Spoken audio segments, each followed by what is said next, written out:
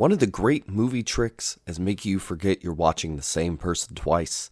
This week we're talking about 3 films that turned that trick into something bigger.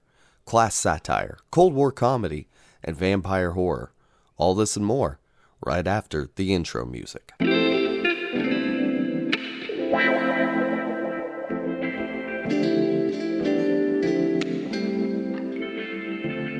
You're listening to Second Cut. This is the weekly podcast where we talk about topics in film theory, criticism, history, etc. I'm Jacob, and I'm the one who is not a vampire. I'm Sam, and I'm the one who. I should have brought 8 different costumes for this recording, shouldn't I? But didn't plan far enough ahead. I'm Kieran. I'm the one that's got to answer to the Coca-Cola company.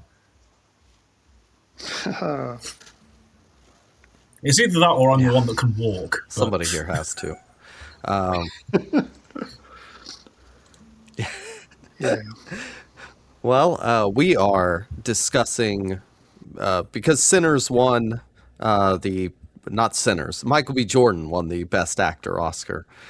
We are watching movies where the same actor plays multiple characters, although they do not have to be twins or any of that. You can be anybody, anything, and now Sam is gone. Anywhere.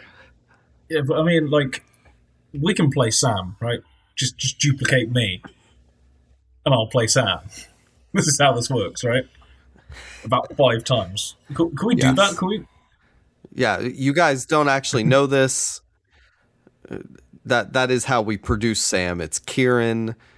He's gone to Gary Oldman levels of becoming a character, and he records a separate track. Essentially, that what happened is I asked if I could play everyone, and when somebody asked if that was everyone,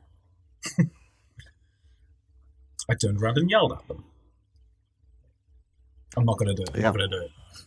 Yes. Now, I do wish I had picked a more comedic movie after watching all 3 of them.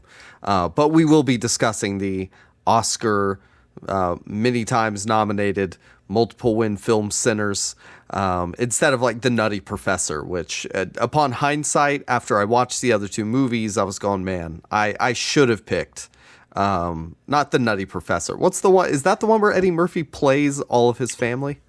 You're asking me about comedy movies. Like, I haven't got the slightest idea. That's fair.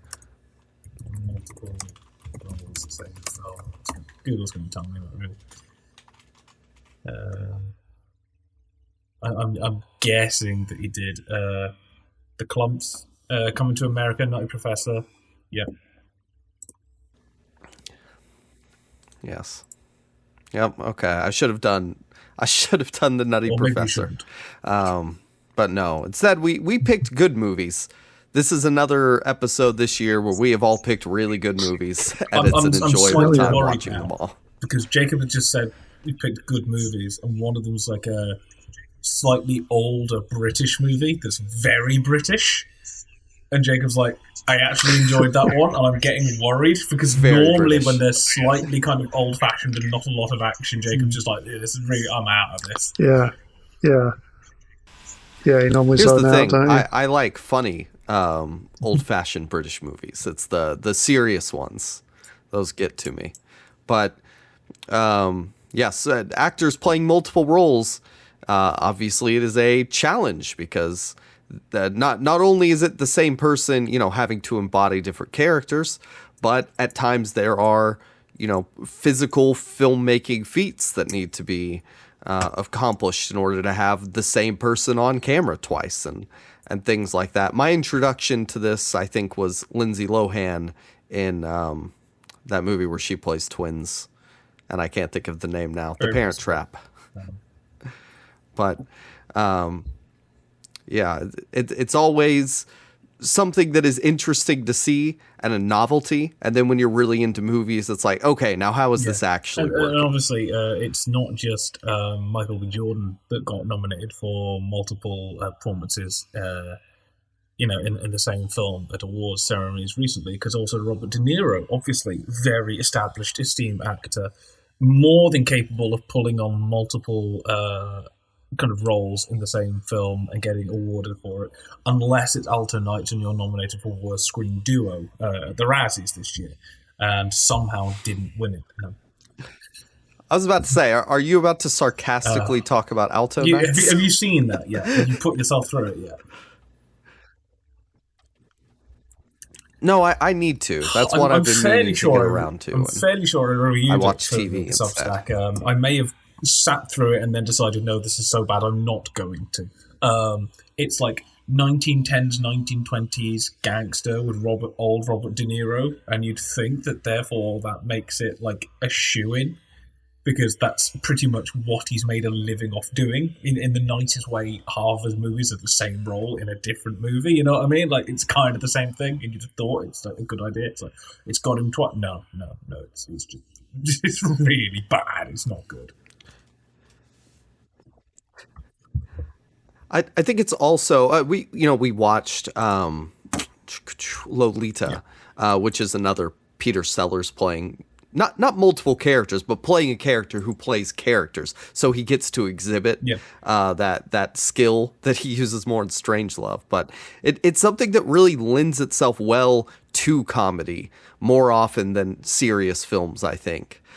Because you get to do these sort of outlandish antics, and there's just the inherent humor of like it's the same person doing a different voice or dressing up like a woman. You know, I think of the movie, I mean, look, we didn't pick this, we shouldn't have, Jack and Jill, where the whole premise is Adam Sandler plays his own sister. And it to me, it is an idea that is just inherently Jacob, funny. if you had suggested Jack and roles. Jill, I would not have appeared on this episode. I don't care. Like, if you'd even not done it, I just wouldn't have appeared. I'd have gone, I'm taking a break this week. Guys, you can take it. I'll jump back in for the next one. I refuse in every way to watch that movie. But yeah, I'm Sam, the two movies that we picked were comedies, and all of the movies I could think of with multiple roles generally are comedies. That's what we've lost you. Yeah. The main way you could have that doesn't follow that pattern would be something like Dead Ringers, Jeremy Irons playing twins in a horror film, So, but it often lends well to comedians, I think, who I suppose like to play these kind of exaggerated characters. Or if you've got a good character again and an evil side in some way, where you get to play a little Jekyll and Hyde. I mean, we did a couple of silent versions of that, a while ago. So. Those kinds of things are interesting. And then, if you guys haven't seen it, I think I mentioned it, not on the podcast, but off camera a couple of weeks ago when we were discussing this episode. About 15 years ago, National Theatre Live, Danny Boyle put on a production of Frankenstein, and he had Benedict Cumberbatch and Tom Lee Miller, I think it was, as the monster and the Dr. Frankenstein, respectively, and then we switched it over. And so that's almost playing two characters, but it's just the alternate nights. They would both know each role inside and out, so they'd have the performances and kind of ideas down. I mean, on a small scale than that, I've seen like a one-man show where it's just one guy. It's called One Man Breaking Bad. And it's basically just one guy, one stand-up comedian, basically playing all the characters in Breaking Bad and doing like a highlights reel of the whole series. I know there's a guy that does Buffy. That's amazing. One-man show of the entirety of Buffy in about 78 minutes. Which would be interesting. But I guess sort of if you start off in kind of like theatre and stuff, and especially sort of amateur dramatics, you get kind of used to playing multiple roles, because there's only like 5 of you, and you're putting on a thing with 10, 11 things. You get 1 or 2 that are the main guys, and everyone else kind of rotates and come in as different people. I'm fairly sure I'm fairly sure there will be some, yes, you've got things, I'm thinking of Shakespeare, like Two Gentlemen of Verona, where half the time it's that and some of the kind of comedic stuff, but I'm guessing there will be some staging of dramatic stuff where you have like two characters that are foils going off against each other. I'm thinking it's like Titus Andronicus. I don't think Titus and Aaron come up against each other that often, if at all. So something like that you might stage. Yeah, I mean, last year I saw a stage production of Dracula where again it was like a cast of about 5 playing all the characters in the novel. But what was the most interesting about that, apart from them doing like multiple roles each, pretty much all of the male actors got to play Dracula at one point or another in the play, because basically just the way it was structured, it's like they couldn't all be on stage at once. Obviously, they all had their points. Feels all right. Who's not busy at the moment? Right, you're playing Dracula now. So but it kind of worked for that kind of like him be like a constantly shifting, de-aging kind of force. Did they keep in Quincy Morris, the character that? The character that, let's be honest, if you hadn't known was in the original novel, you'd have said was added in as a comedy bit in some spoof version later on. Yeah, we've got this whole vampire novel. Oh, by the way, there's also a Texan that shoots things and kills Dracula at the end. Like, what? Yeah. But basically, I also think there's a difference. Go on before your internet dies.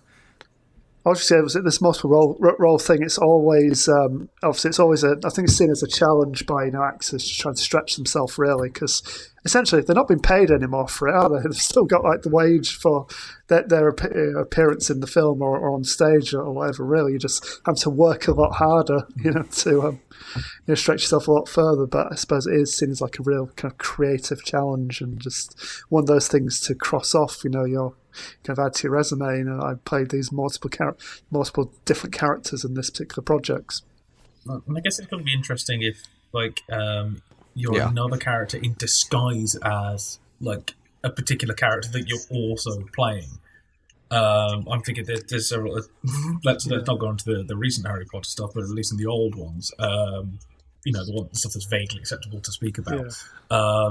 There are several instances. I'm thinking of Moody, Brendan Gleeson having to play, obviously, Barty, with David Tennant playing Moody, and then have him in the thing. And then, in the last one, where you have to have, is it Helena Bonham pretending to be Emma Watson, pretending to be Helena Bonham Carter, and stuff like that, which has got to be interesting, kind of somebody playing somebody, kind of several layers on that as a challenge to the dramatics. Yeah.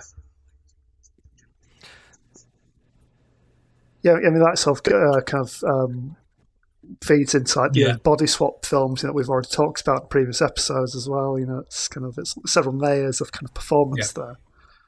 I just thought of another one. I think about the Prestige. We have Christian Bale and you have Hugh Jackman. And then they've got to play their own doubles, at various points in the film and kind of differentiate in that way. But there again, they're trying to be as identical as possible, but often not passing it off particularly well. Once they're found out, it's going to be obvious that they are not the person they say they are.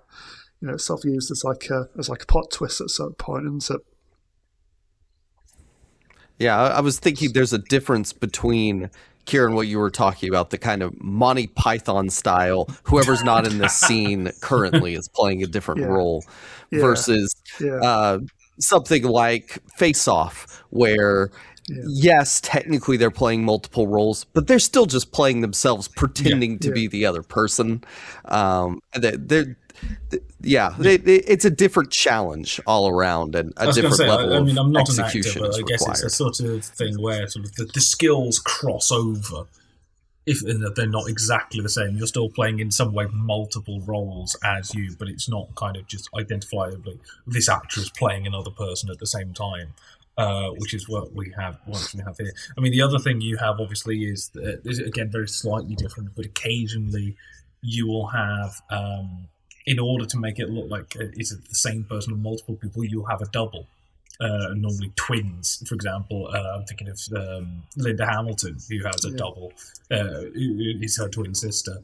Or occasionally in Terminator, they'll match those up. So it's, again, there are just so many things that are almost on the edge of that. But I think this topic in general is quite interesting for these two films.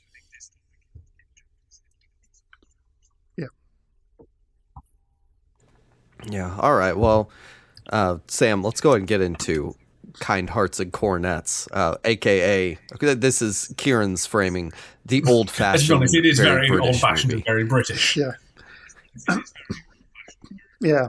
And one of the reasons I wanted this topic and obviously chose this film is because the new Glenn Powell film is essentially an American remake of this. I think it was described at first as loosely inspired by, but I think the more and more reviews come out of him said, yeah, this is pretty much identical plot-wise. The only difference is it's in the States, and you don't have the same actor playing all the family members this time, but it is the same story. And that's How to Make a Killing. Would you point out that none of us have actually seen but, this yet? probably, are you meant to at some point, but just haven't got around to the cinema in the last few weeks? So at some point, in about 6 months' time, I'll eventually watch it. I'll record something, we'll add it in like 6 months later in post, and all this will be completely irrelevant. Yeah. Well, my wife said that sounds like the Glenn Powell movie when I described it to her. And she said, "Oh, yeah." Now I have learned." Yeah, and I myself have been to the cinema twice in the past week, but I didn't see that either time because Project Hail Mary and Ready or Not took priority there. I've also realized I was confusing Glenn Powell with Glenn Howerton. Now it's is this just a thing where sort of US kind of big budget filmmakers are just taking these kind of like 40s, 50s, very slightly stuffy British comedies and remaking them? Because obviously you've got Lady Killers as well from a number of years ago. You've got this now. Is this just a thing that's going to happen? All the Ealing comedies are just going to be remade at the mainstream actors? Yeah. They're remaking Alec I was going to say Lavender movies. Hill mob is just leave them alone. Yeah, leave them alone. Italian job, I mean, if people aren't familiar with Ealing, they're a big British studio. Started out before World War II, but kind of really hit their stride in the late 40s up to the mid 50s, and best known for doing a series of dark kind of comedies and kind of social satires. Very, very British based and about British class and society, usually with certain amount of macabre kind of imagery and kind of happenings going on within them. And Alec Guinness appeared in quite a few of them. That this is kind of where he got his start as like a serious actor. Yeah, there's sort of. You've got like they're the sort of high end version of sort of Hammer's comedies. And then probably even lower than that, you have the Carry On movies. Well, I'd say if Hammer became known for doing the horrors in this era, then Ealing came equally known for doing their comedies in this era, and then Carry On obviously kind of picked up from both of them, in the following decades, by parodying the various genres and. Social construct of British we will society. In 5 years' time eventually do our Carry On episode. I'm just fascinated. I thought of that Jacob while I was thinks. watching this. Yeah. So it's Kind Hearts and Coronets, 1949 film from Robert Hammer. Don't think it's Hammer, not Hamer. Spelled one M though, so I'm not sure. Anyway, follows Louis Mazzini, played by Dennis Price, who's a distant relative to the wealthy de Gascoigne family, who, tired of his lot in life, decides to kill his way through the family tree to his fortune, one family member at a time, essentially. Big selling point of this film is that all of the family members in this horrible rich family are played by Alec Guinness. So he has 8 roles, playing every age and including one woman, one old biddy who's a suffragette, which is quite funny. Sam, also. I don't know, why are they named like a French name? Why didn't they pick something more English sounding? Well, I think at this time you had a lot of the establishment families kind of originally hailed from Europe, didn't they? I mean, the royals, think about like all the royal family who sort of basically ends up over here, but came from Europe originally. So I think there was a lot of kind of movement that way. Like certain amounts of established kind of British kind of dynasties, I think especially heritage in Europe, basically. If they're become established in sort of the early 1800s, late 1700s, it was kind of a sign of status to say that you were kind of almost hip and with it, to be kind of you could go to Europe, you were European, you were Parisian, you were with kind of the new trends and stuff like that. So I'm wondering if it was actually a mark of status in a way to seem slightly exotic and kind of look, we are Parisian. Or something along those lines. Yeah, and I just think Gascoigne just sounds like a very fancy kind of in the nicest way. If they'd been called the Dixons, it wouldn't have had the same ring. You know what I mean? Like, yeah, probably. Yeah, that's true. Yeah, so it's a classic kind of darkly comic kind of Ealing film. And I think the opening kind of sets the tone for what comes for what's to come. So it's basically you've got an aristocrat on death row, but still being kind of waited on. Even while he's in prison, waiting for his death. Still bringing him his refreshments and taking his letters out and keeping him company. And then you have like him kind of basically telling his this is how I got here. The classic thing. It's like there should always be a freeze frame, shouldn't there? And just, I bet you're wondering how I got here. Well, yeah. So he's basically obviously penning his memoir, basically, and kind of his confessional, and just as he's about to be led to the gallows. In like an elaborate kind of series of flashbacks, we get kind of how he kind of plans out, each murder, and kind of the theories behind it, and how he kind of came to the decision about what he was going to do. He's also writing the film's voiceover as well. Yes, yeah, and I think Dennis Price is. Obviously, Alec Guinness is like the showy role in this, but Dennis Price, I think, is a good kind of central kind of spokes kind of for the whole thing to pivot around. I think he's. I think he works. He's got just the right tone, I think, for the slightly sarcastic, resentful kind of narration. And that kind of sharp British wit, I suppose, is what they're trying to go for. I mean, it kind of established him as a character straight away. When he's when he's about to tell his story, and he's writing down, and he noticed that one of the guards in his cells keep watching him, has fallen asleep, and he says to him, "If you wish to sleep, pray do me the courtesy of sleeping quietly." Which is, it comes out a few things like that throughout the film. I like the idea that he ends up killing people before he's even conscious of it, because it's his dad has a heart attack basically as he comes into the world as a baby. So that sounds like his first murder. And basically, his mum's kind of descended from the same family tree, but not kind of very high up. She's like one of the far strands of family tree, kind of almost forgotten about, and doesn't really have much status in society. They're working people, and they've got to earn a wage. They don't have the luxury of a mansion or servants or anything like that. She married an Italian. Gross. She did, yes. Yeah, which again it's brought shame on kind of her side of the family, isn't it? That she's kind of married below herself, which kind of how essentially I think it's implied how they kind of got to their position. Really, that if she'd have stuck to her own social class, maybe she would be more in line for the inheritance and everything like that. But that's the British caste system for you, very snobby. And I like the. I like in this, as a lot of films in this era, you have an actor who's in his mid-30s playing a character in his mid-20s, but looking like someone in his mid-40s. Just everyone's age at this point in time is very kind of blurred, basically. It's like everyone, as soon as they were past 20, they looks like.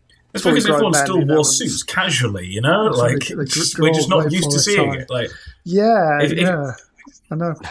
And like Alec Guinness in this, I think is 35, and he's playing every age from that age up to 70s,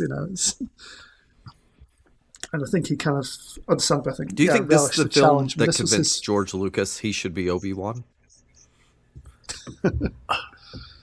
I mean, really, he's in this era he's known for his comedies, but then he kind of obviously went on to like the Oscar-winning kind of stuff, like the stuff he did with David Lean, like Bridge on the River Kwai. I mean, he was a very versatile actor, as a classically trained and, equally kind of skilled at dramatic and kind of comedy kind of stuff.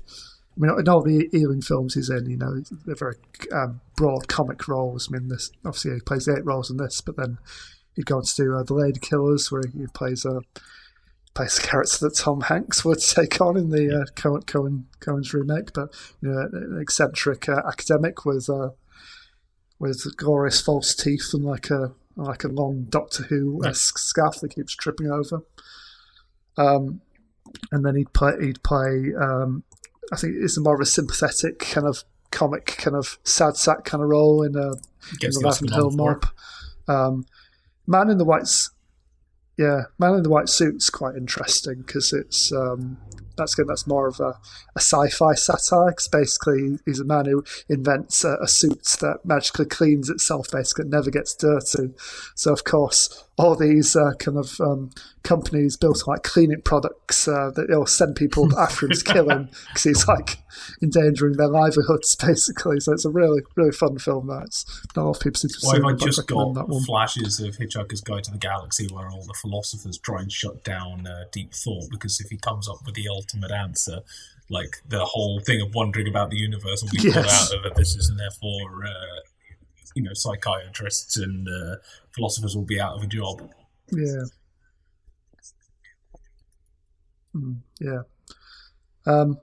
Yes, so Guinness is he's playing every member of this kind of rich kind of family, and they all kind of die quite ironically, kind of ways linked to their professional, their way of life, So like the pompous boating, the Gascoigne goes over a weir, in the river. The photographer gets blown up by his developing chemicals, and the clergyman's killed by his wine, by wine, at the dinner table, and the admiral goes down with his ship, stuff like that, So I like that they stuck to a theme for all these deaths. Yeah. Kinda, yeah. And again, Guinness obviously brings I think different shades to each of these. Only on screen are some of them for like see you in minutes, the background before you go off, I think yeah. But I think he makes his mark. I mean, interesting how they did some of that. So there's a scene where they're at the funeral of one of their family members, and they're basically all in like the family chapel, basically at this church. So you have this great shot of the camera just slowly kind of panning over as they're all sat at the the pews at the side. And to do that shot took 2 days to film, and basically the camera was on from sound they describe it as a specially built platform, but by the sounds of it, it's not quite a dolly, but it's something similar. But they kind of manufactures like this kind of basic version of that. Basically, to minimise the camera movement, they kind of bolted the camera down, and then apparently the cameraman had to spend the night with the camera, just to ensure no one kind of accidentally shunted it as they went past or anything like that. He was on guard, basically.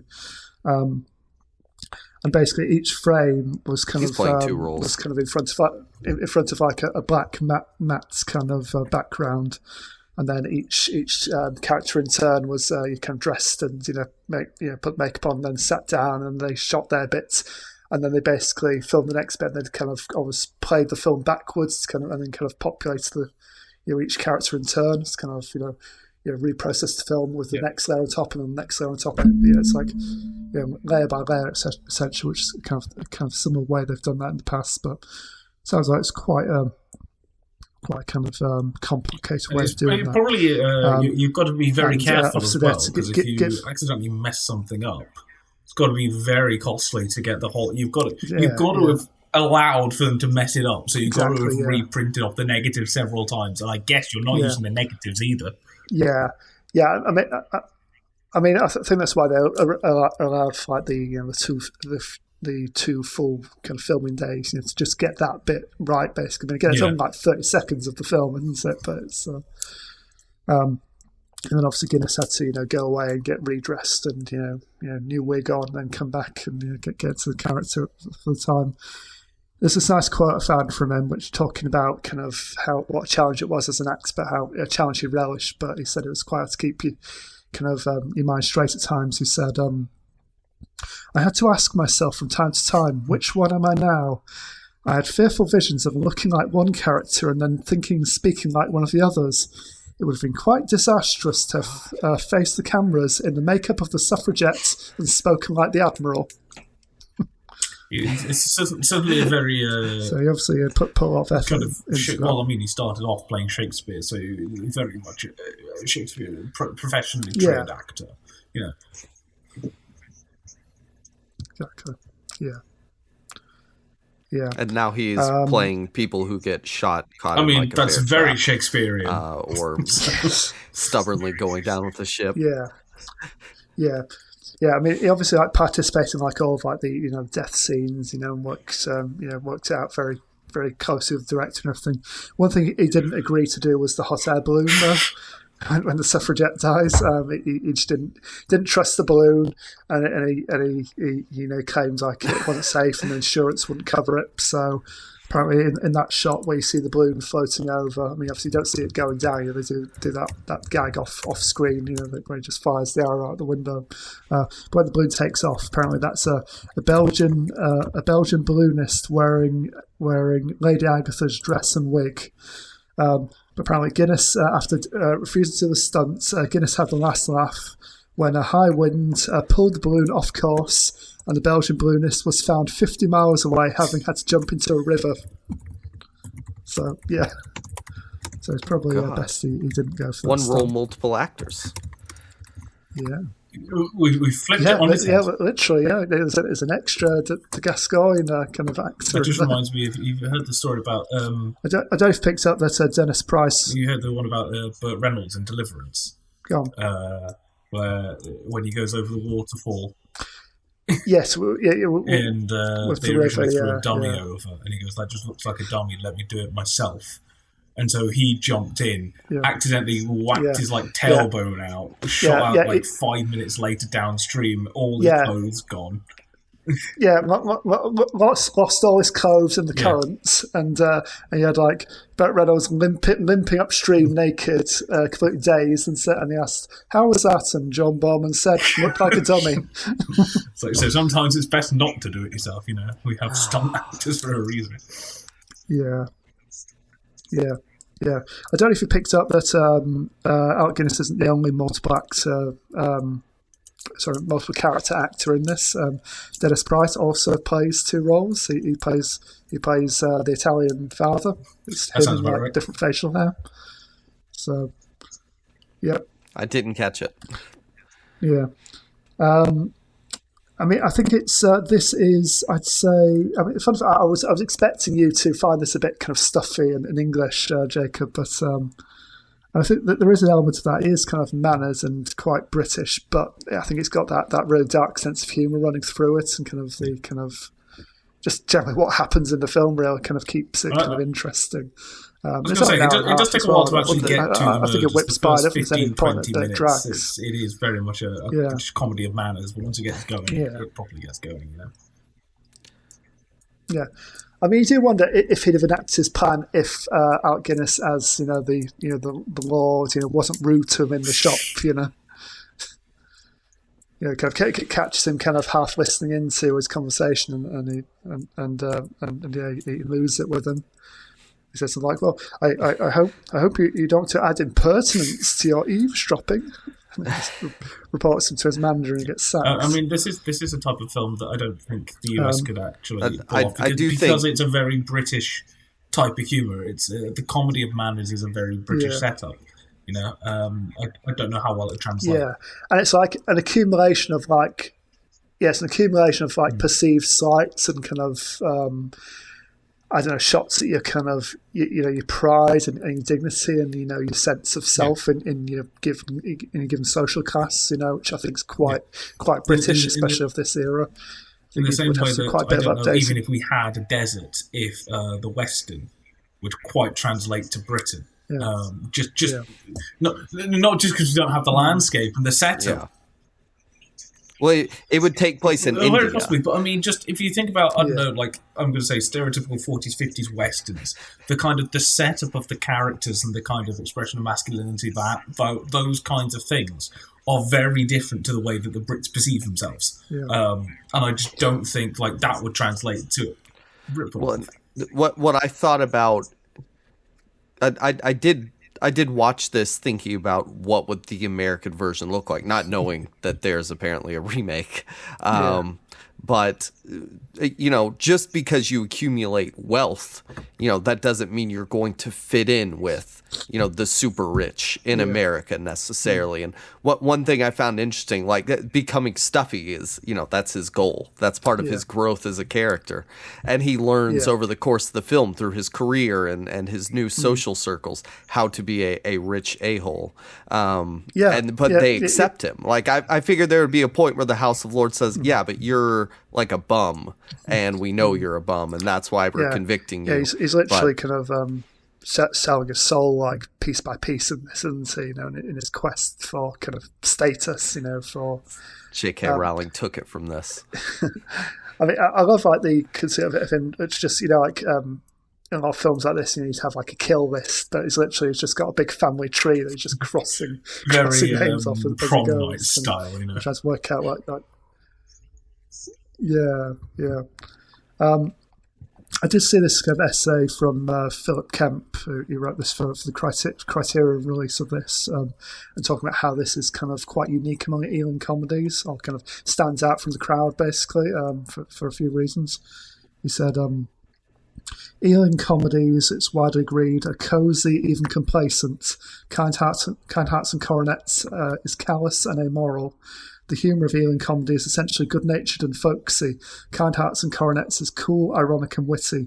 Sex in Ealing comedies is mostly avoided, or, if inevitable, treated with embarrassed jocularity. Several scenes in Kind Hearts and Coronets carry a potent erotic charge. I was actually surprised, but I haven't seen this probably. I've seen it a couple of times before, but probably not in about 10 years.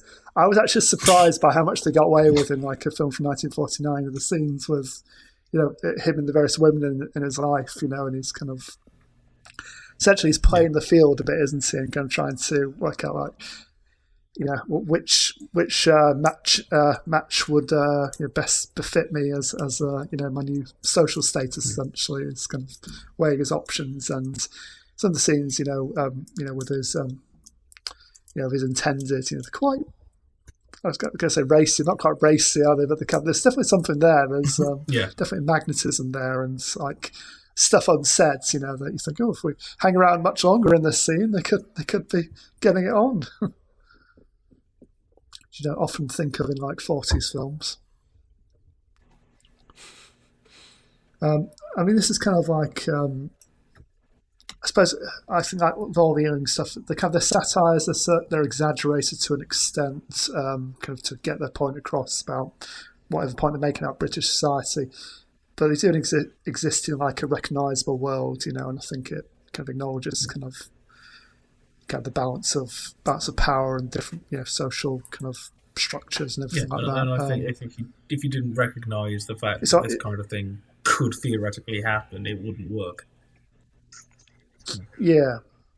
I'm sure, like in the centuries past, these big aristocratic families, stuff like this has happened. I mean, famously, with the royal family, obviously, that medieval times, that quite often happens. Most of our history is if you're not based happy off with it. line succession, you kill someone. Yeah. But I'm sure, the aristocracy and nobility as well. I'm sure it must have happened quite a bit over time. Probably not in living memory, as far as we know. But I think it actually, you say it kind of is very much not cozy, but I think it is almost comforting in the idea that sort of our notions that kind of the upper classes are conniving, throat cutting, murderous like individuals. Yeah. This kind of says this holds true, and so you're kind of confident. It's like, oh, don't worry, we're kind of right to hate them, and so it kind of.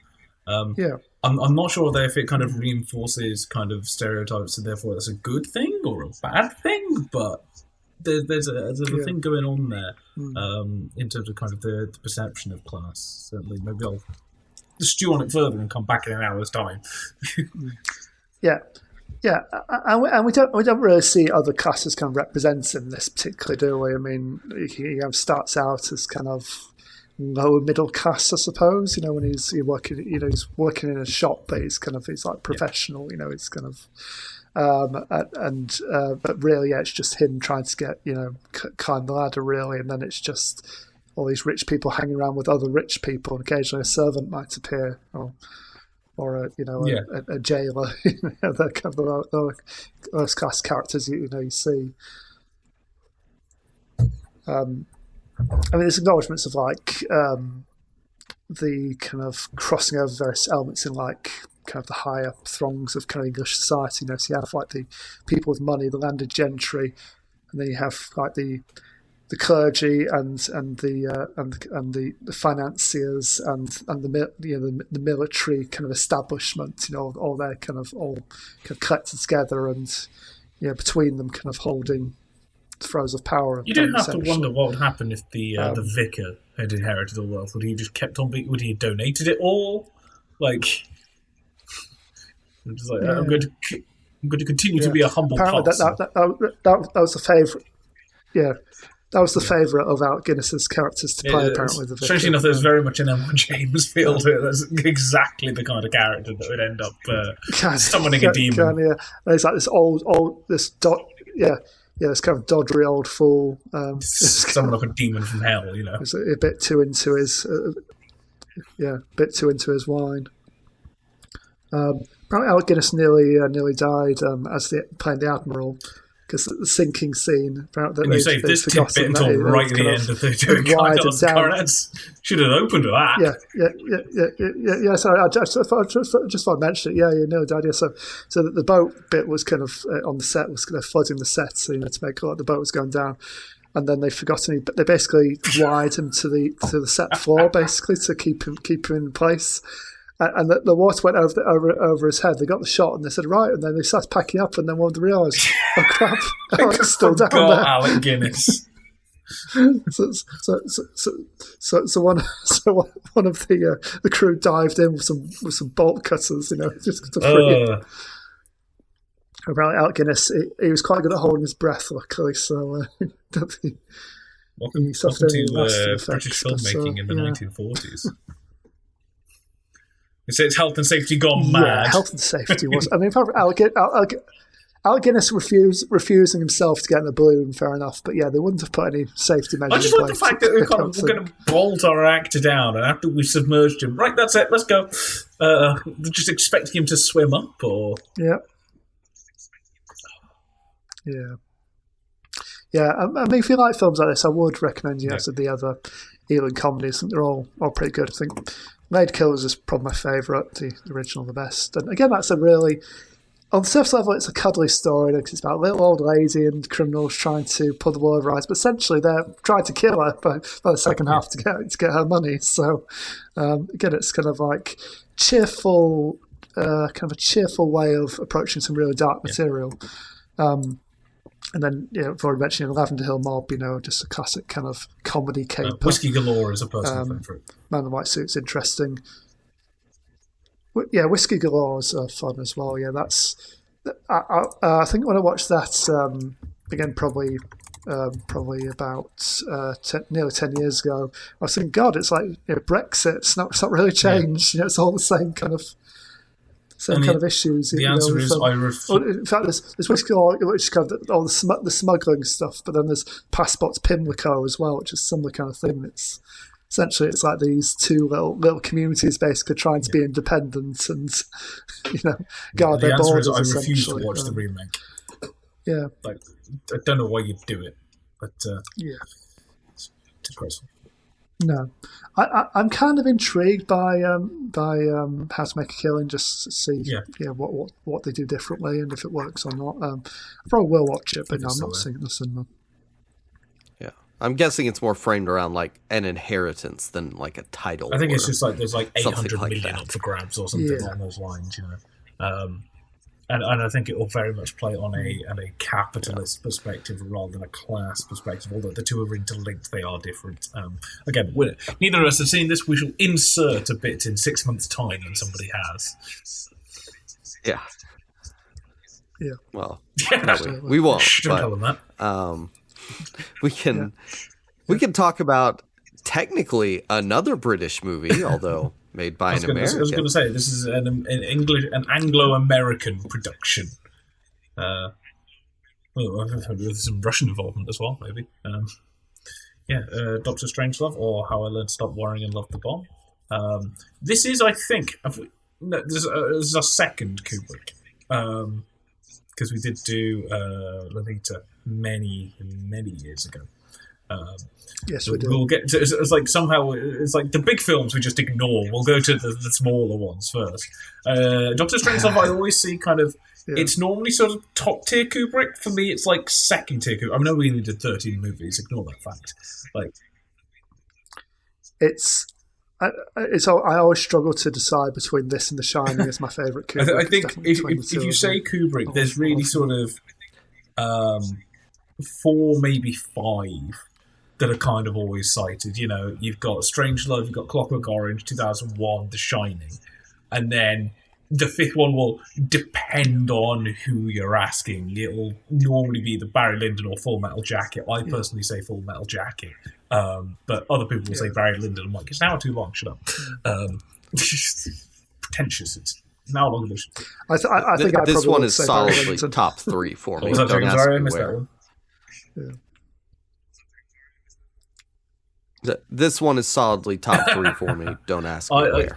Personally, I do like the movie, but it's not the kind of top 5. I think it's sort of 6 or 7, you know, just outside there. But still, Doctor Strangelove, How I Learned to Stop Worrying and Love the Bomb, based on the book Red Alert by Peter George.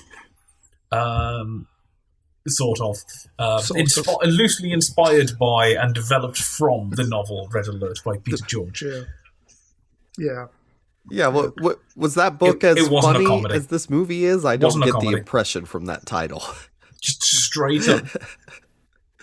I think you kind of had to make this a comedy for the people living in the midst of potential nuclear we'll get on to that, and how it became a comedy. But yeah, essentially in the film what happens is, obviously this is kind of the 1960s, there are planes from the US all around, kind of a couple of hours away from hitting Russian sites, and obviously the USS are doing the same to the US. And one kind of colonel, commander, general, sort of goes, you know what, sod it. We're going to launch an attack on the Ruskies before they can do anything.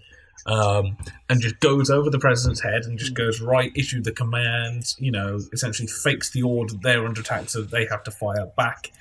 And essentially just to start a nuclear apocalypse because he thinks that a nuclear apocalypse is going to be better than the Ruskies and the communists invading and poisoning our precious bodily fluids.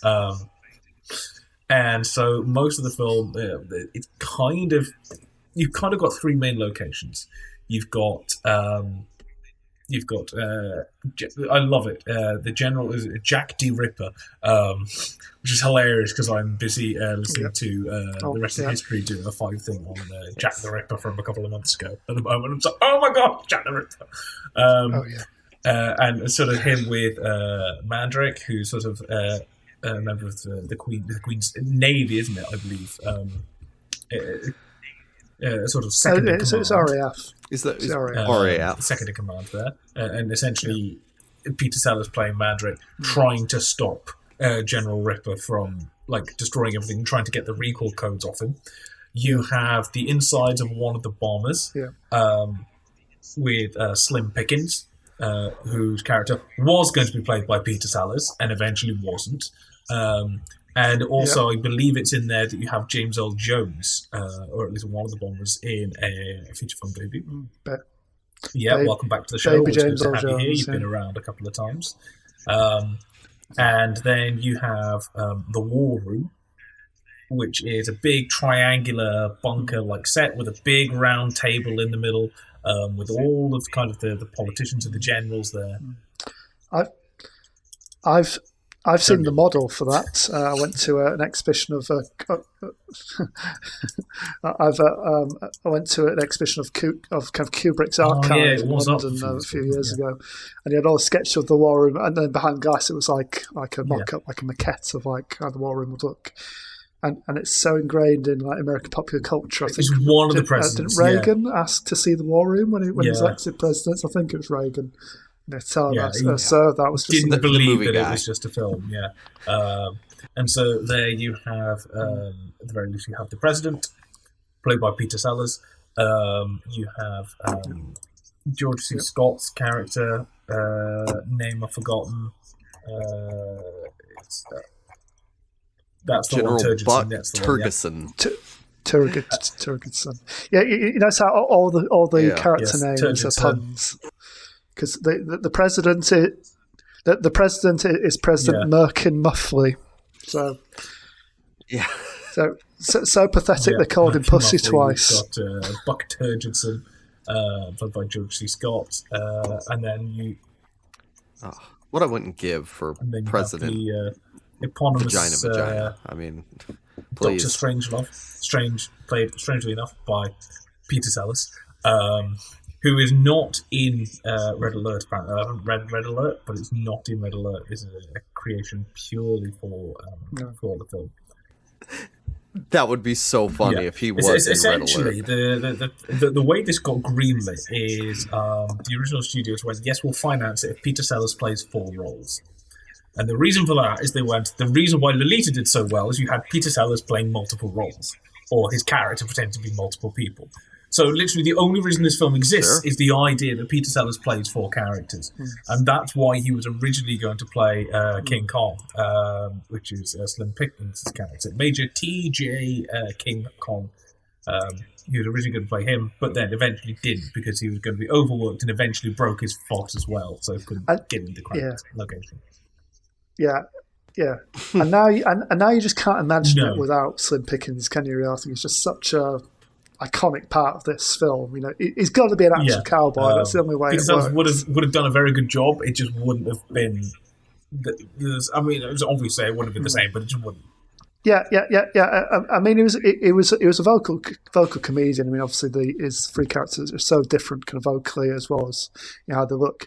You ever seen that video of him on some American chat show, basically doing about 50 accents? I haven't, but that sounds exactly the sort of thing that Peter Sellers would do. And this is actually a good sort of 10-15 years into his. Actually, no, it's not 10 years. It's about 10 years max, maybe. He was in a Hammer film about 7 years before that called Up the Creek, which I've seen recently. And essentially, that film was only made essentially to give Peter Sellers the range to show off his comedic chops. But because before that he was a radio comedian, on the Goon Show along with Spike Milligan. Very much off that kind of era. And so essentially the entire plot is essentially sort of Mandrake trying to get the codes back, Slim Pickens in his little plane trying to carry out the orders which he's been given, which is to go and bomb the Russians, which we can't fault him for that. He's doing his job. And then everything else is in the war room with President Merkin Muffley trying to sort things out, and the Russian ambassador and George C. Scott going, why don't we just bomb them? Hell, why not? And all this stuff with, and then Dr. Strangelove showing up for about 2 scenes to say a couple of things. And it's really weird that he's called, the whole film is named after Dr. Strangelove, he's just like a side character. So there's some Well, I know this is mainly about Peter Sellers, but George C. Scott going, does he have a chance? God, he's so good in this movie. I am probably of the opinion that actually George C. Scott outshines Peter Sellers. He is. And it was so weird when When I finally watched Exorcist 3, Legion, and just go, oh my god, George C. Scott, you're old now, like 30 years later. Yeah. But for my Oscar Best Picture kind of catch up, I watched Patton, which again George C. Scott won an Oscar for, which he turned down. But he just absolutely steals the show. He's just absolutely captivating whenever he's on screen. I mean, I'm a big fan of Sterling Hayden as well, but he's like classic kind of mad performance, basically. I think Josh C. Scott knows like the kind of film he's in. He pushed it just far enough to be ridiculous, but still kind of believable as like a big overcompensating kind of manly man. I think it's interesting you say classic mad for Sterling Hayden, because for me he's acting very calm and serious, whereas George C. Scott is a bit more insane. Classic mad, despite being the sane one of the two. We have covered The Killing with the previous Kubrick. Actually, this is his third Kubrick movie. It was the first one of the big ones, if you say. But Sterling Hayden obviously in that as well. I think that was in a criminal team-up episode or something along those lines. Mm-hmm. Yeah, in fact, and we've had Sterling Hayden on this show already this year because he was in One Goodbye. Friend of the show, friend of the show, Sterling Hayden. So essentially, what happened is Kubrick had apparently discussed for years, sort of from the 1950s, with various people, kind of his worry about kind of nuclear threat, nuclear apocalypse. Can't remember who it was to, but apparently at one point reckoned he wanted to go to Australia and live there because it's the place least likely to get hit in a nuclear apocalypse because it's the farthest away from the US that you can get. So this is obviously kind of on his mind. I think sort of around 1960-61, he reads a couple of things, starts to get other people on board, and eventually kind of Red Alert is the novel they try and do. And again, I think it's Seven Arts originally said, yes, we'll take it on. And then after a couple of months and a couple of drafts and stuff like that, they go, this isn't quite working. There's something we're not quite getting. And the idea comes from maybe we should just do this as a comedy, because the idea in some ways is ridiculous. You can get a lot of mileage out of essentially morons going, let's just blow the planet up. You can get some mileage out of that kind of black comedy thing. And so they go there. And then apparently Seven Arts went, in which case we're not going to have it. And so they have to shop it around. And it eventually did get distributed by, why do I want to say Paramount or Warner Brothers? Probably not going to be Universal. Columbia. There we go. One of the 10. It has a rocket production like that of who's going to get it, who's going to get it out. And Kubrick's well regarded, but this is only like his 6th or 7th film. What's he done? He's done Fear and Desire, Killing Kiss, Killing, Spartacus, Paths of Glory, Lolita. So this is film 7, right? Something like that. Yeah. He's still not Stanley Kubrick. It's realistically, it's this in 2001 that make him Stanley Kubrick. Journeyman. And then he can kind of do whatever the hell he wants. So it's still kind of in the development. They're having to throw things around. Again, they're having to change up who Peter Sellers is going to play. They have to get other people in. And then there's just the whole thing of transitioning to a comedy. The first time I watched Doctor Strangelove, I kind of came out going, I'm not really sure it was a comedy. And I think there's something about the actual kind of seriousness of the situation that kind of go, this is funny, but I shouldn't be laughing, and so I won't. And I think it takes a couple of goes round to properly understand the humour of it in a way. And I wonder if that's because of the translation, from a serious source material to a comedy. It's just very, very strange. There are obviously kind of some iconic moments, again, with the precious bodily fluids things. There's the Mein Führer, I Can Walk, and just strange stuff in general. There's the obvious iconic gentleman you can't fight in here. There's the war room. But the situation's so tense that it's like you have to almost go finding the humour in it in a strange way. That's how I feel, at least. Well, all of the humor, it's so dry. Like whenever he says, you'll have to answer to the Coca-Cola Corporation, it's just very straight.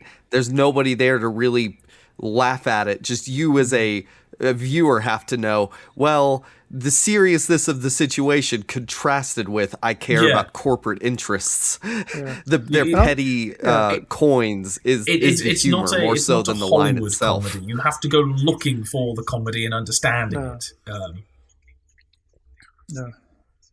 And didn't Peter Sellers bring a lot of the extra kind of stuff to set with him, really? Because I think there's various compilations, like the outtakes of all the different lines he tried as the president, and he was just so full of ideas. I think he makes those roles, all three roles, so much more than they could be. Just for a sheer kind of energy. So there's things like the black glove and the kind of the hand going up out of nowhere. The Sellers just kind of was playing with on the day and kind of worked it. The possessed Nazi hand, which is never think explained. It was George C. Scott who apparently, I think, I'm not sure if he was sort of not 100% happy on set, not 100% happy with Kubrick. There was, I think it was George C. Scott. There was just some kind of thing that was going on. Yeah, they definitely clashed. Because I think he said later, I swear Stanley just used all my worst takes. Essentially, basically. in order to kind of placate him in a way, I think it was George C. Scott, Scott considered himself a decent chess player. But so did Stanley Kubrick. So just set a chessboard up and just look over and make a movie and go on directing. Had George C. Scott just sat there for an hour, essentially, to keep him quiet and out of the way. The stories about kind of Dr. Strangelove and behind the scenes are slightly ridiculous. There's a couple. There's, again, the one that sort of... the whole thing was so realistic, the one the presidents thought it was that. There's also the thing about the bombers, that they asked, can we look at some military bombers to try and get the accuracy? And obviously the US kind of Air Force and the military went, no, you can't, for obvious reasons. Yeah, and I think they had to review the script a few times and say, you're going to have to take that out or change that because that's too close, just... So that's to strike the right balance between making it kind of conceivable and kind of but believable, that this works in this reality. But then there's a story that they kind of built kind of the inside of these kind of military kind of bombers and stuff like that. And the military at one point turned up and went, where did you get these designs from? And they're like, we made it up from what we thought it would look like. It's like, no, you're going to have to change it. But it's just like, we think somebody's like leaked you some like the footage of the insides of these like top secret spy planes. It's ridiculous. There's other stuff like in the war room, you have the massive round table, which I saw many years before I saw this, where I saw it. Muse have got a video for Time's Running Out, and the whole thing's set on this big round table. And obviously it would later be shown, it's so iconic, it crops up in Kingsman, that we've vaguely done, friend of the show. We've done 2 of those Kingsman movies, when all the heads are blowing up in the Land of Hope and Glory scene at the end of it. They've got the round kind of war room table. But reportedly Stanley wanted it to be specifically like a green felt, because he wanted them to kind of feel like they're playing cards, playing poker with people's lives, and everyone's like, it's black and white, Stanley, what do you care? Like, no, it's got to be green. It's like, nobody's going to see it. Who gives a damn what colour it is? There's just some weird stuff. And again, obviously, Peter Sellers is improvising a lot of stuff as he goes on. But the character of Dr. Strangelove himself is based on kind of the whole thing of literally being a Nazi scientist. That's the whole thing of Mein Führer. The kind of essentially the Americans are like, go to the Nazi scientists and go, okay, we can either do you for war crimes, or you can come work with us and we'll kind of let it all go. And literally towards the end of the war, it's like it was like the kind of this race for kind of these technological breakthroughs, with nukes and stuff like that. It was like literally, right, who's got the smarter Nazi scientists? Our Nazis are smarter than your So Nazis, the main, basically. I think the main one probably that people might have heard of is Werner von Braun, who is one of the main inspirations. And Tom Lehrer did a song about Werner von Braun, which is just kind of why. George C. Scott is just like, it doesn't, Strangelove doesn't sound like a Kraut name or whatever it is. It's like, no, he changed it, to seem more American. Yeah. But this kind of stuff was happening all the time. I mean, this is why the Citroen 2CV, the De Cheveux, looks like a Volkswagen Beetle, because it's designed by the same guy. But after the one, they were like, can we pinch you? Can you do essentially what you did for the Volkswagen Beetle? Can you do it for us? And he made the 2CV. It was just happening all the time. So all this thing, and this would have been very much, I mean, if Tom Lehrer, who's a comedian, is making satirical songs about Nazi scientists working for NASA around the same time, it's well known enough that people would have got the joke. So it's well known enough that kind of having essentially a Nazi scientist on your kind of war council of nukes would have been perfectly normal. And obviously was perfectly normal, which is why kind of when he turns up, he's got the whole rogue hand kind of saluting and having to go up there, which is just hilarious. And I think, it's one of those, when you watch it at a lot younger age and you don't kind of understand what's going on, it's just a bit weird. But once you've kind of seen it enough times, you go, this is ridiculously iconic and I love it in every way because it's stupid. Yeah. I mean, for me, I think of the three characters he plays, I think my favourite is the president, because it's kind of a bit straighter than the other two. It's like, and I think just his response to all the ridiculous actions of everyone around him is kind of more entertaining, and that he has to play it straight, and he's... And I love it. It's one of my favourite kind of comic setups of like you only hear one side of the phone conversation. Is beautiful. Yeah. Hello, Dimitri. I can hear you. You know how we always said that we... How do you think I feel? What was it? We always discuss what would happen if something went wrong with the bomb. It's just... Yes, the bomb, it's Dimitri. Just like, why do you think I'm calling you Dimitri? Of course I like you. You think I'd be calling you if it wasn't friendly, Carl? It's just... There's so many beautiful little moments in there. Great president. He actually kind of cares. I will not go down as the biggest mass murderer since Adolf Hitler. And obviously Strangelove in the corner is just like, my God. And when you get, it only does it like once or twice, but obviously there are times when you have to have the president talk to Strangelove. And so this all has to be done with essentially somebody in like a Strangelove wig or something at the back of somebody else's head, Yeah, because until like the final few scenes, you don't get a good look at him. He's just somewhere down the other end of the table. You might get the odd shot of him. And they've obviously had to do that so. in order to have the two split up. Something is covering the different character. It's his big introduction. You see it through kind of the president's legs, which is so weird a shot. And you're like, what is that? Oh, yeah, it's because we can't show his face. Yeah. So it's Kubrick coming up. And then there's also things that when he's working on this, like one of the James Bond movies, can't get like the lighting right, and they've been trying for ages and ages, and Kubrick comes in and goes, that, and gets in about 45 minutes and walks back to keep doing Doctor Strange. I can't remember which one it is. Sam, which one was it? You'll probably know.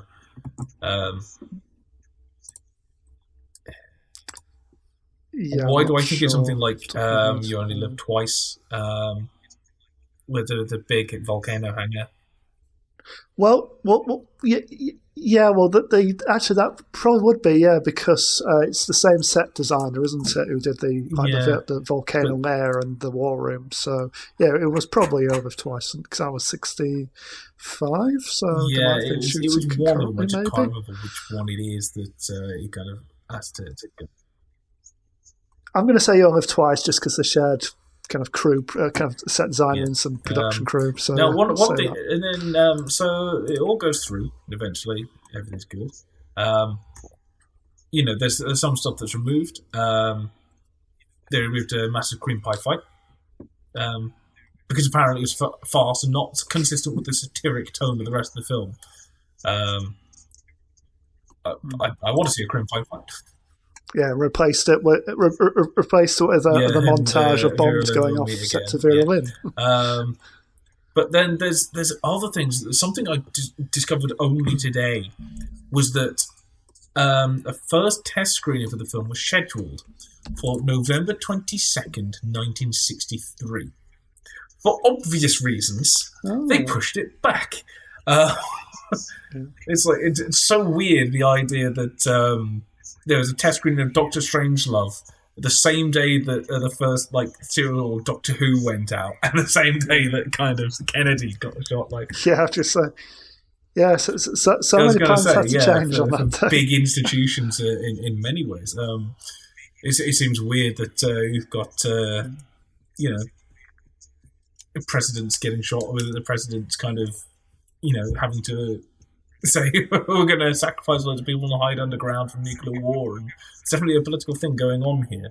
And then obviously Doctor Who got saved by the Daleks who are based off the Nazis. So there's strange links here. Yes. Yeah. So yeah, I didn't know that, but when it comes out, I think it had sort of mixed. The thing is, obviously, a lot of people really enjoyed it, but I don't think it was instantly sort of. I think a lot of people found the tone a bit jarring, didn't they? And just the fact that it's a really serious subject matter, or traditional serious subject matter. Obviously, the critics very much liked it. I think probably popular opinion, sort of from the general public, wasn't as strong with it. Despite this, it still got nominated for quite a few things under the sun. So it got nominated for Best Picture, Best Director, Best Actor, Peter Sellers, and then Best Adapted Screenplay. But then at the BAFTAs got nominated and won. And it should have had cinematography. It is gorgeously shot. The high contrast black and whiteness is it's the one thing you say about a Kubrick movie. It's it doesn't matter what you say about it. Kubrick knows how to get his cinematographers to make a film look good. Every Kubrick movie looks good. Probably aside from Fear and Desire, which he literally made with money from his mates, essentially, running around onwards. Even something like Eyes Wide Shut, that's much more of a less successful thing, still looks gorgeous. And then at the BAFTAs, it won 4 BAFTAs. The UN Award, apparently was the thing. It did win Best Art Direction, Black and White. So there you go. It won Best Film from Any Source and Best British Film. So the BAFTAs reckoned it was British. Even if it's essentially it's just shot in Britain and it's got Peter Sellers in it. Does that make it British? Then again, James Bond movies are American now. So, and it's also got nominated for Best British Screenplay, Best British Actor, and then Best Foreign Actor for Sterling Hayden. And got another thing as well. Yeah, I think we should bring that back. Do you reckon, Sam? The BAFTA should bring back Best Foreign Actor. We should certainly do that. Yes. Distinguish ourselves. Yes. Become slightly more snobbish. Yeah. Oh, that's a shame. Wikipedia is non-committal on the subject. Sometimes it says so-and-so is a British film released and whatever. No, it just says Dr. Strangelove is a 1964 political satire black comedy film. I'll just say the film was a co-production between I just said it's an Anglo-American film, but and it just, even though it's not the last shot, I think we all kind of regard Slim Pickens on the nuke, on the missile, as the last shot, even though it's not. And I still, because realistically, you've got the explosions, and then kind of before that, you've got I have a plan. I can walk. Can somebody explain that bit? Why? I can walk. It's so iconic, but I don't understand it. I think it's just the absurdity of now I have the Nazi plan. I can get. Isn't he just getting so aroused by the idea of his underground harem? Learn to walk again. Yeah, I don't know. More than likely, this was Peter Sellers improvising on the spot, and Kubrick's like, "This is how we're going to end." It's just the kind of thing that happened. Yeah. I mean, I do really like this movie because I'm a big Kubrick fan. Kubrick was kind of the first director I fell in love with, even though Hitchcock is now my favourite director. But I still have very much a soft spot for Kubrick. He was when you're getting into film, I think when you go what is a film director? What do they embody? Kubrick was one of the ones, I think, aside from maybe Spielberg, Kubrick was that for me. So I obviously have very high regard for it. I don't think the comedy 100% lands a lot of the time, but maybe it just doesn't click with me. And again, comedy is always a thing where it clicks for some people, it doesn't for others. I obviously like a hell of a lot of it, but some bits... Yeah. I think it's one of those. My dad first showed me, years ago, and I've seen it so many times over the years. I can almost quote the script verbatim, and so often just have conversations with him. We'll just come out with random lines, So it's got that very affectionate place in my heart. Like I said, I think it's. I really like Kind Hearts and Coronets, but I think there are better Ealing films, really. But this, I think, is top couple. I think probably I'm going to just start using this. It's like, where did you get that from? If I ever need to cite something, I'm just going to go, my source was the New York Times. Just in general. Which I think should be everybody's catchphrase for whenever they got anything from, just our source is the New York Times. That guy was not Russian either. He was a British actor. It was just like... go watch Doctor Strangelove. There is a reason why it's still highly regarded, and it's because it's looked great, it's well shot, it's well acted, and it's still incredibly poignant. You watch it now and you go, where are some mine shafts near me? I need to start decking them out. Some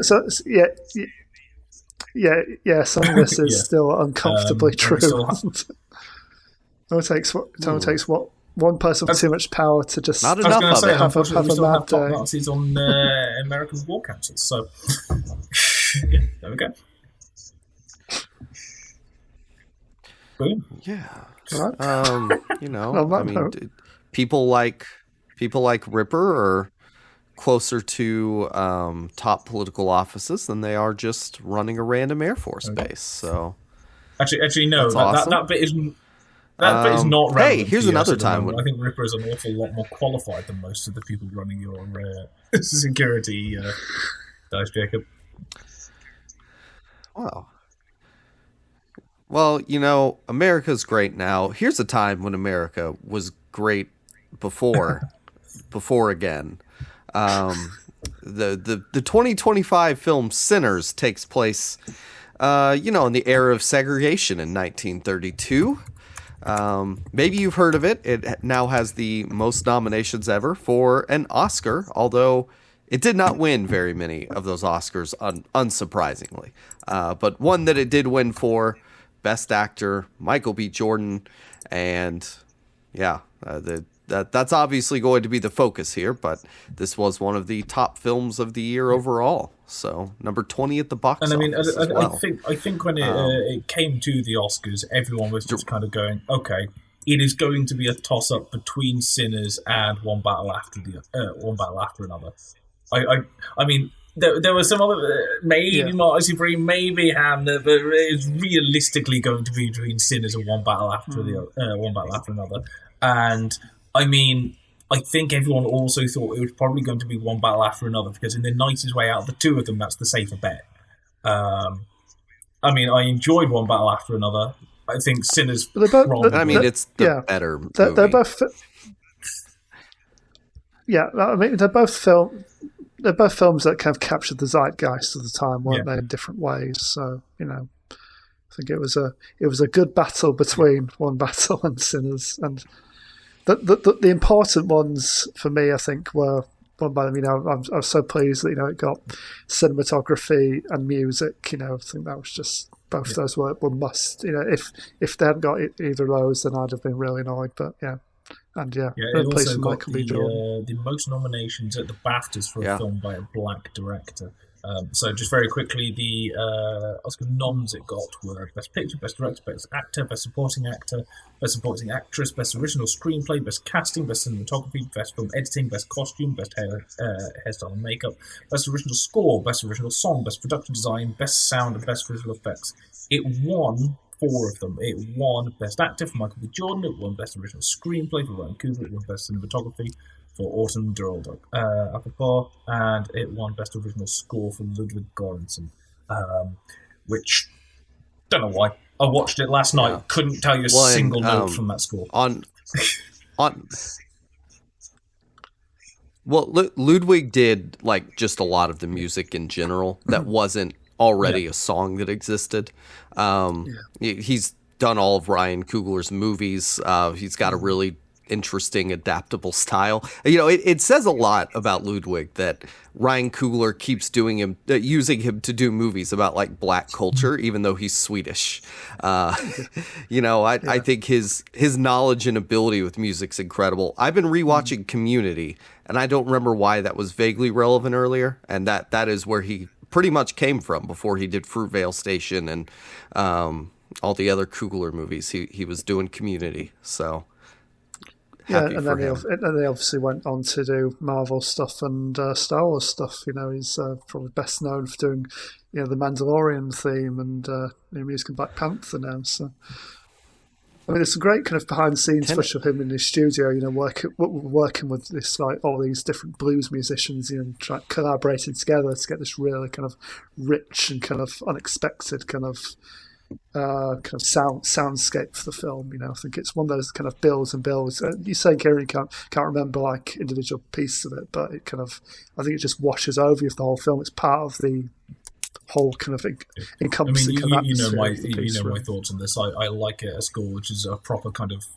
you know, a piece of music rather than a soundscape. I like my kind of Bernard Herrmann and, you know, your Jerry Goldsmith, your John Williams stuff. I mean, even old Hans Zimmer now just plays a note and changes it slightly. You know, it might work for it, but I like a score that I can listen to kind of separately, and it's still a kind of, you know, a piece of music as well. Whereas yeah, I mean, I've listened to the score a few times since, you know, I've probably listened to the score a bit more than I've seen the film. Actually, you've seen the film twice. It's a reason why I quite like it's good. Christopher Young as a composer, because the score for Hellraiser you can just listen to, and it's a beautiful kind of classical piece of music that fits. Stuff like this, like Dune, how that's getting the nod. Anyway. We've done this before. Let's get on to Sinners. Well, the blues music fits this movie more than a classical score would, especially because like classical music is white people. Yeah, music. but I can't remember. Your blues music. It wouldn't really work. But also to have it, you know, kind of Ryan Coogler taking influence from the black kind of blues music and the kind of the Irish kind of folk music as well. You know, for the different. Yeah, the themes of the different. The songs are great. The actual quite general score in the background. Because it's a film that's sorry to derail, but it's a film so much about music and about culture in general, like kind of cultural memory and kind of the power of kind of creativity and the arts, you know. So yeah. Well, Ryan Coogler, you know, he made Fruitvale Station, then he made Creed, then he's done the Black Panther movies. Finally, he released an original, you know, film not based on another character, not based on a giant Marvel property. You know, I think of him making a Marvel movie about, you know, the themes that Black Panther is about.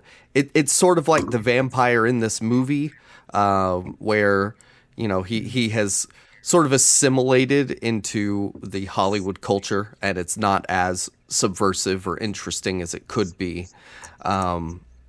This movie, like, finally, I have a Ryan Coogler movie that I love.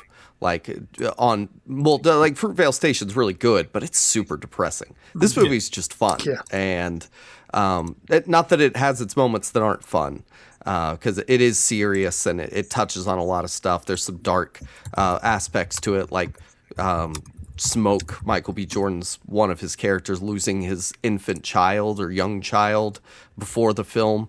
Like, there's a lot going on under the surface. But Ryan Coogler, he nailed this movie. I'm glad that he made it. He called it his most personal film, and that comes through when you compare it to the other movies that he's made. But like Sam talked about, the plot is pretty much music. The two twins, Smoke and Stack, played by Michael B. Jordan, they are opening a juke joint, and so they need musicians to play it. They need people to run it and provide food and signs and cook. And they are providing all of the alcohol and all of the black people are going to come together in this, super racist Mississippi town in the 1930s in order to, just have a good time and let loose at their segregated, separate but equal juke joint, which is actually black owned and ran instead of, run by whatever racist guy in town sells them the building. And I think throughout, the film, like Rimmick the vampire, he'll talk about, I want your stories, that kind of stuff. And, when it comes to the creative aspects, what that means for culture, I think it's really important that who is trying to establish it, who it's owned by, that is all intentional from Coogler. And, whenever you go on HBO Max or, whatever the British equivalent of that is, Netflix, that kind of stuff, you see black stories or black voices kind of as a category on streaming. Yeah. And, Coogler's putting his 2 cents into that cultural conversation. I will, my thing was always for this one that kind of when it was coming out, take a drink every time a review refused to call it a horror movie. Which is, yeah, not as many as I thought, but there's enough for it to be a thing. I mean, that's what I quite like about it. It's like the first kind of quarter of it, like the first, half hour, 40 minutes, it's kind of takes its time kind of establishing the characters, and that point is very much not that, isn't it? It's like a typical, it's like just a Jim Crow era kind of drama, isn't it? But then once the characters are set up from like about the halfway point onwards, it is full on a vampire. It's the Thing meets, Thing from Another World meets Invasion of the Body Snatchers. You've obviously got the vampire kind of ones. Yeah, I mean, a lot of people would describe comparing it to From Dusk Till Dawn because of the vampire twist halfway through, but they're very different. And it's in somewhere dry and dusty. You might as well compare it to John Carpenter's Vampires if you're going to go that far, just because of location or sundown or something like that. Near dark. It's different movies. Yeah, that is something, the first time I watched this, I've seen this 3 or 4 times now. The first time I saw it, I was wanting, I just want to watch this period drama, because it is really well built. It basically, they're picking up their cousin who's a guitarist, and he meets this girl in town, and he likes her, and Stack.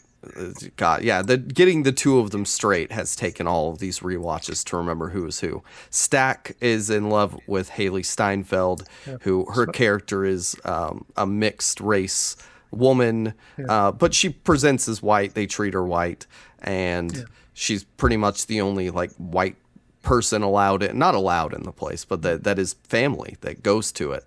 And then you also have the 2 Asian people who run the general store, and they have a daughter.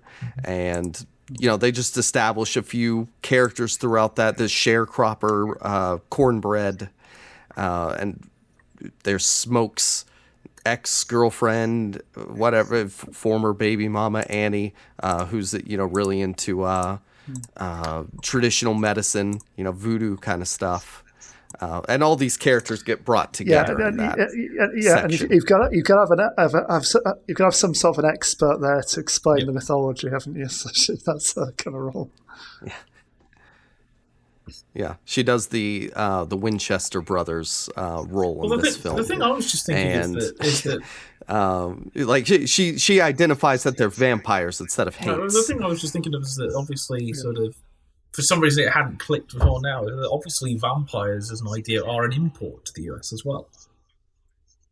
Just the idea of a vampire. I mean, hates kind of will go through kind of Afro-American roots as a kind of almost specifically a kind of southern kind of African-American term. But a vampire is derivative of Slavic. It comes from Slavic folklore. Go back to our Nosferatu episode, beginning of last year for that. It is an import culturally from there across the US. culturally appropriated by the British. Going through, and the Germans a little bit, and then through the British and the Irish. And then I guess the Irish got hold of it as well with Carmi and Fanny. But it kind of that kind of thing. It is it's not native to the US in terms of vampire with that term and how we understand it. So there's lots of threats that are kind of, it is about kind of what America's built up culturally, and I guess vampiric folklore is a part of that culture now. Yeah.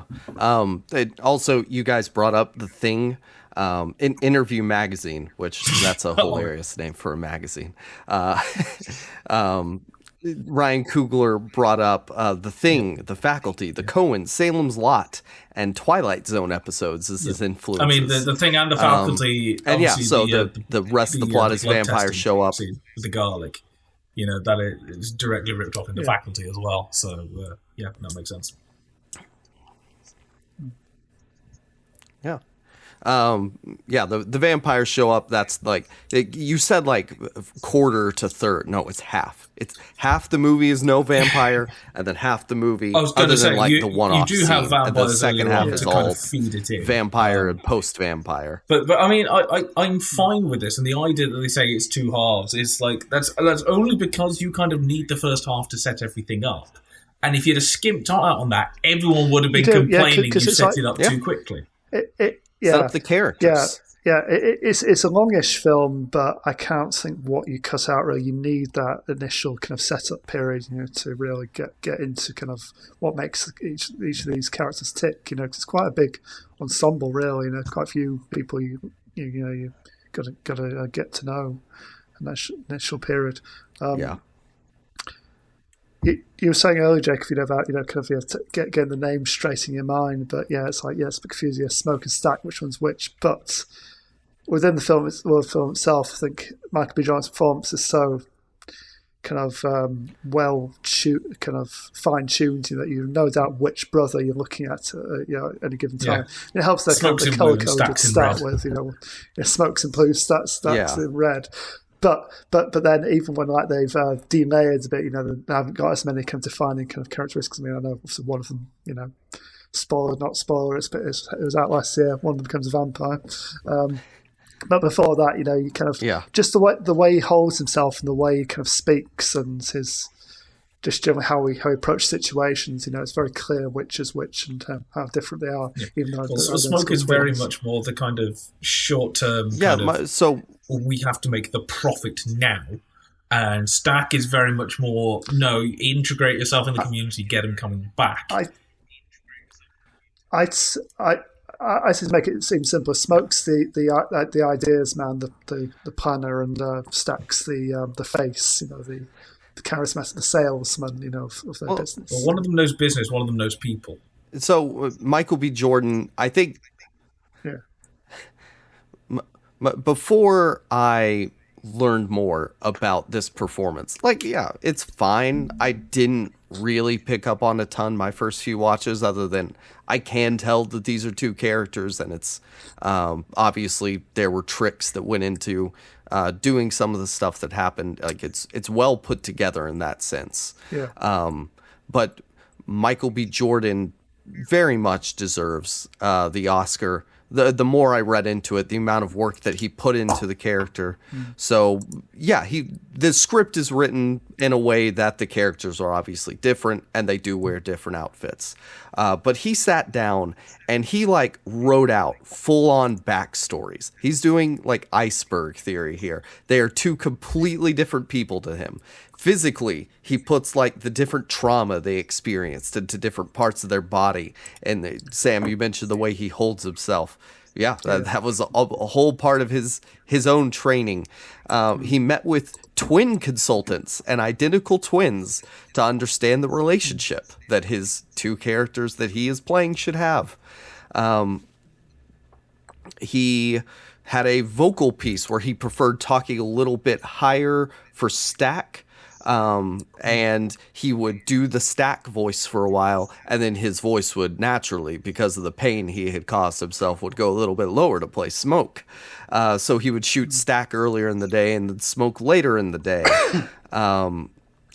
Just all of his different like things behind the scenes that you never see in the movie really went into creating two distinct characters that look exactly the same other than their different colors. And I have a lot of respect for that.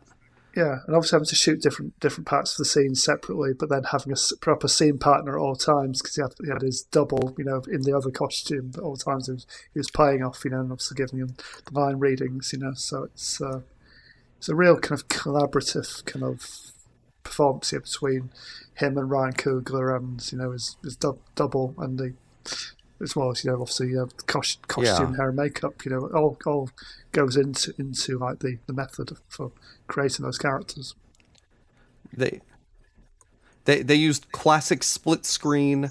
This is from a No Film School article. How did Sinners pull off those twin shots? They used split screen. They used the halo rig with the body double. Yep. So, he's talking to a body double, but the guy's head is covered in junk, so they could digitally replace him with Michael B. Jordan later. And then he also has to constantly be switching sides, filming one half of the scene and then go give the other half of the performance. And just super early on, I never picked, just because it's 2025-6 when I'm watching this, I'm not that impressed with the cigarette shot when it first happens. But it's really impressive that he is passing himself a cigarette back and forth. And the amount of work that it took to construct that. It wasn't just have a guy put a thing over his face. Michael B. Jordan had to do both of those actions, time them out well. The level of work that went into producing this was impressive. And definitely deserving of an Oscar over Leonardo DiCaprio being eccentric and a burnout. I mean, that's the other thing. It's kind of like, who else would you have put for it? I mean, you've got DiCaprio. You've got DiCaprio now. Leo. You've got Chalamet for Marty Supreme. You've got Ethan Hawke for Blue Moon. Was Blue Moon even released over here? And then you'd got Wagner Moura for Secret Agent, which, let's be honest, was only released about 2 weeks before the Oscars came out because it got nommed, and so we're going to put it in a wide release because it was one of those. And those last two were, in the nicest way, so kind of underseen that it was only going to be one of the three, realistically. It was going to be Timmy, it was going to be Leo, or it was going to be Michael B. Jordan.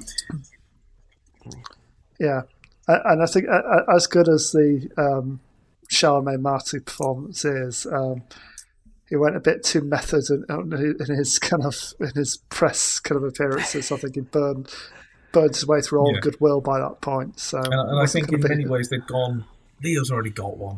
Then again, it didn't stop him from giving Adrian Brody another one when they thought that Ray Fiennes had already got an Oscar.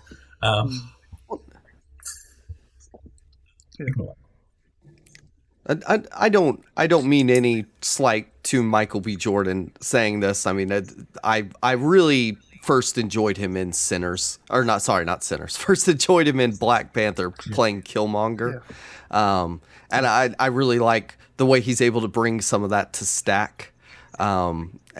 Like I said, Fruitvale Station's a bummer. He's playing a very realistic character. He gets to have fun as Killmonger. As Creed, he's a pretty standard character.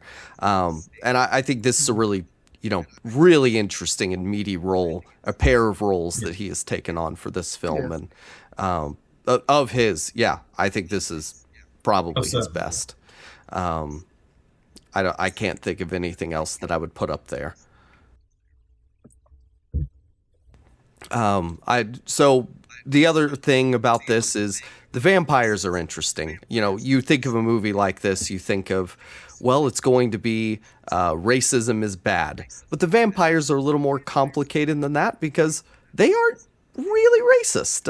In fact, they are able to take on the feelings and memories and experiences it's invasion of the body snatchers who join them. So that's it. they want to be they want to be invited in so they can do some cultural appropriation. Kind of, I can see what he's seeing. You know, we can share our memories. We'll be part of a family. Don't worry, it's just a blink of an eye and then it's all over. You'll be with us. This is almost line for line the '56 Invasion of the Body Snatchers. Like that's why when it came out, I'm just like Jack Finney in GQ. In GQ, Coogler talked about Rimmick being Irish, which, you know, in the U.S., and I guess Britain too, that complicates the idea of what whiteness is, because there were periods where the Irish were not considered white, or they were considered lesser. They were not treated on the level of an Anglo-American. You know, even though, like, today, I couldn't tell you the difference. There's no discernible difference between someone with Irish heritage and someone with English heritage. But making him Irish, you know, he's not simply white. He's not the same as the Klan guy. There's the implication that they've been through some stuff. You know, they've been through quite a bit of, you know, and obviously hardship and discrimination. Kind of Irish history as it is. You know, for anyone who doesn't know what the English did to the Irish, I'm trying to put it what the where do you want to start? The English essentially colonised them for let's do a different episode on that.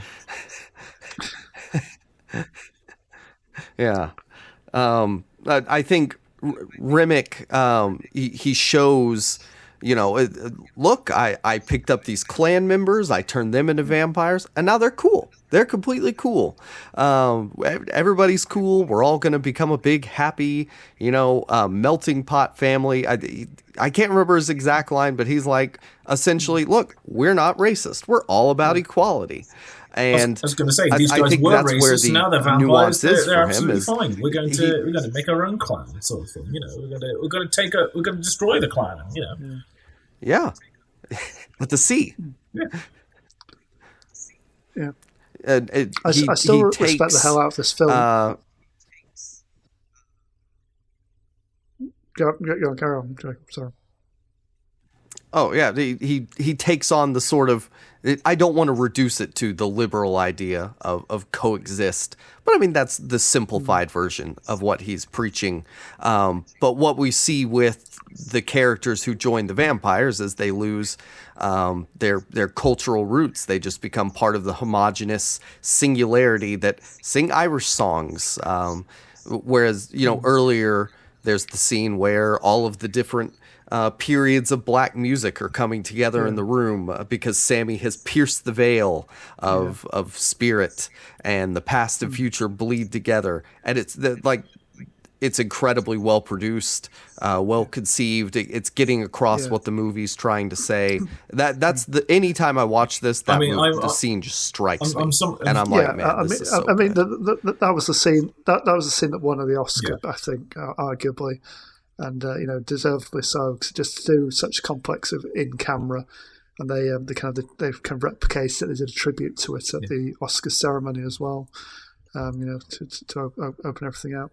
I was going to say I respect the hell out of a movie that turns an Irish jig into something. Yeah, I was going to say traditional Irish dancing is now. You know, it's like it's almost like their battle cry. You know, we're coming for you, but we're gonna make sure you know it, and we'll do a little jig with lots of fiddle music. I was going to say the kind of the black music scene, if you want to call it that. I mean, you know me, I'm somebody who likes a good long one shot, but is also wary of it being kind of oh look, we're being flashy and clever because we can be flashy and clever. Look how flashy and clever we are. Which it is one of the reasons why everyone loved the one take in The Northman, and I'm like, I'm not really a fan of it because I thought it then kind of choreographed it far too much, and it didn't feel as chaotic as it should do. Somehow it works in this, and I remember seeing it. You know, I was about to say I saw it live, seeing it in the cinema and going, yeah, no. This scene is really well done. It's really damn good. Watch it the second time, you go, oh yeah, I remember this one. Yeah, it's still good. It still hits. It still kicks. It just somehow, like, even doing it as a one shot is great. Well, and for anyone for anyone who wants to point to this movie as like, reverse racism or something, some absurd claim like that. There's also the historic Chinese people or Asian people that are in the scene. Like it's not all black people. There is mixed race stuff going on. It's conscious of that. It has its token, not black people. The token white guy. Take that. Racists?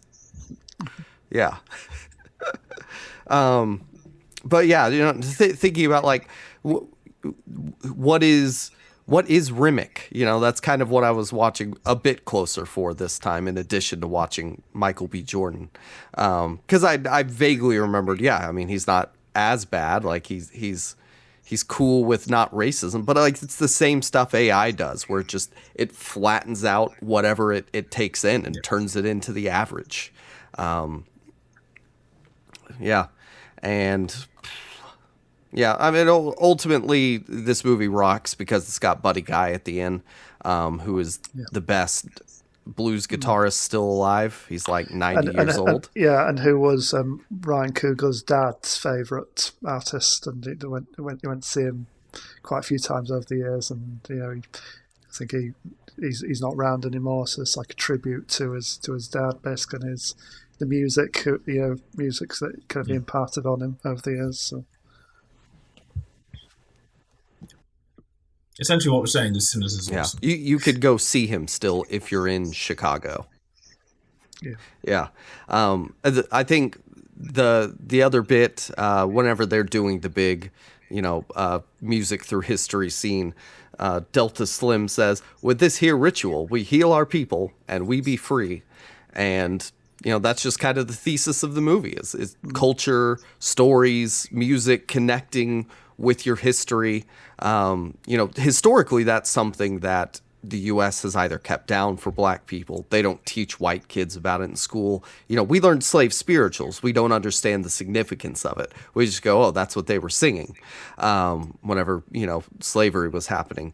But it's larger than that. And there is a large subsection of African-American history that bunches of people do not know about because we don't teach it. And it's good to have movies like Sinners that could dramatize it and make it interesting and cool and put a genre spin on it, and make a bunch of money in times where movies aren't doing that. This was shot like on IMAX. This was made to be seen in a theater. So and my only real criticism of it is I do think that the after vampire stuff's a little overly long, but it's cathartic, shooting the KKK guy, all that stuff. It's still entertaining. As I was watching that, I was going, realistically, Michael B. Jordan should have been shot when he emerges and goes with the thing. But that's not the point. The point is to see Michael B. Jordan with a machine gun shooting down the KKK. And at this point, like, we've already had vampire kind of attack, in the middle of the night. Like, at this point, we don't care. We just want to see Michael B. Jordan go with a machine gun, and it's like, we'll forget realism for a second. This is our, I don't want to say a money shot, but this is what it is, and like, we'll take it. Like, this is what we're here for, This is going to be on the posters. It's very similar to the scene where Ripper gets his machine gun, except we get to see it.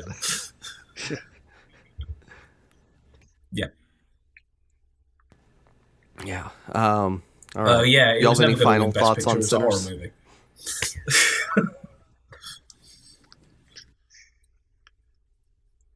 Yeah, but at least it got something. I think it got the awards it's undisputably deserved. But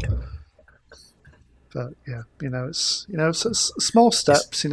Maybe genres in general have been a little bit more. It got a grand total of 25% of the nominations. Yes. Like, because let's be honest, we all thought he was going to get all the technical stuff, and no, that all went to Frankenstein. Like, an F1 and Avatar. Well, I mean, look, I still think that one battle after another, it's my favorite. It's the best. And just in personal enjoyment, like, I love the pace and stuff of Marty Supreme. I don't begrudge. This is a close third. Yeah, I don't begrudge one battle winning, but yeah, I think it both this and Sinners kind of they're films of the moment. You know, I can see why they both did so well, why they captured people's hearts and imaginations. You know, and then Marty Supreme is just a good kind of tense sports movie, isn't it? You know? The Challengers didn't get nommed for anything, so what are we doing, really? I mean, that was last year, but like... Yeah. I mean, Challengers is still amazing. I can't fault you. Anyway. But we'll be back next week to... We already talked about Luca Guadagnino, so we won't be talking about that. It'll be something else. Until then, guys, where could people find you? You can find me at SSP Thinks Film and at the Second Cut Pod Substack, where just today I've dropped my review of Project Hail Mary, which is my film of the year so far. So it's go check it out, see it on the biggest screen you can. It's great. If you want to look further back, last year I did our review of Sinners, so that's still up on Substack as well.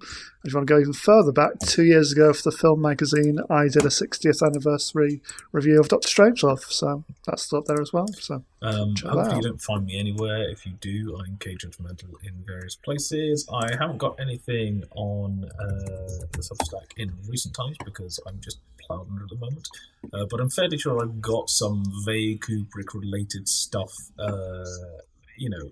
back on the Film Magazine. I've got Where to Start with Stanley Kubrick from about 2 years ago. I may have some other things in passing, probably to do with The Shining. So go check those out.